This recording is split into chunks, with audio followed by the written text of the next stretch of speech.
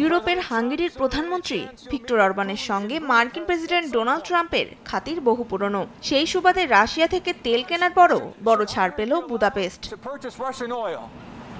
মার্কিন বিধিনিষেধ উপেক্ষা করে ইউক্রেনের যুদ্ধ চলা অবস্থায় রাশিয়া থেকে জ্বালানি তেল কিনছে হাঙ্গেরি। এ নিয়ে আলোচনার জন্য শুক্রবার হোয়াইট হাউসে ছুটে যান প্রধানমন্ত্রী ভিক্টর অরবান।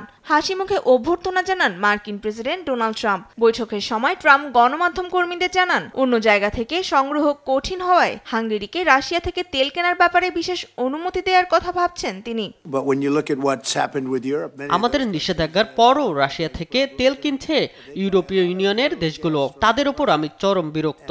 এক্ষেত্রে হাঙ্গেরির অবস্থান ভিন্ন। তাদের কোনো সমুদ্র বন্দর বা বন্দর নেই, তাই অন্য জায়গা থেকে তেল আমদানি অনেক কঠিন। সেজন্য আমরা তাদের বিশেষ অনুমতি দেওয়ার কথা ভাবছি। হাঙ্গেরির প্রধানমন্ত্রী জানান, জ্বালানি পাইপলাইন কোনো আদর্শিক বা রাজনৈতিক বিষয় নয়, এটি হাঙ্গেরির বাস্তবতা। সেটা বুঝতে হবে সবাইকে। আমাদের জনগণ এবং হাঙ্গেরির অর্থনীতির জন্য রাশিয়ার তেল এবং গ্যাস অনেক গুরুত্বপূর্ণ। আমাদের ভৌগোলিক অবস্থানের কথা চিন্তা করে রুশ তেল ক্রয়ে ছাড় দিয়েছেন প্রেসিডেন্ট ট্রাম্প। দেশের জনগণের স্বার্থে উপায় না থাকায় আমরা রাশিয়া থেকে তেল কিনতে বাধ্য হচ্ছি।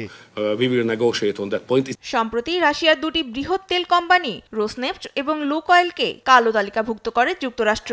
সেই সঙ্গে যারা এই দুই প্রতিষ্ঠান থেকে তেল কিনবে তাদেরও নিষেধাজ্ঞার আওতায় আনা হবে বলে হুঁশিয়ারি দেন ট্রাম্প। তবে দীর্ঘদিন রাশিয়ার জ্বালানির ওপর চরমভাবে নির্ভর থাকায় সব চাপের মুখেও সম্পর্ক ধরে রেখেছে হাঙ্গেরি। বিশ্লেষকদের মতে আগামী এপ্রিলে হাঙ্গেরিতে নির্বাচন। ফের প্রধানমন্ত্রী হওয়ার আশায় তার ভোট টানতে নাগরিকদের সস্তায় রুশ তেল সরবরাহ করছেন ভিক্টর অরবান। তনিমা ইসলাম, নিউজ ডেস্ক, দেশ টিভি।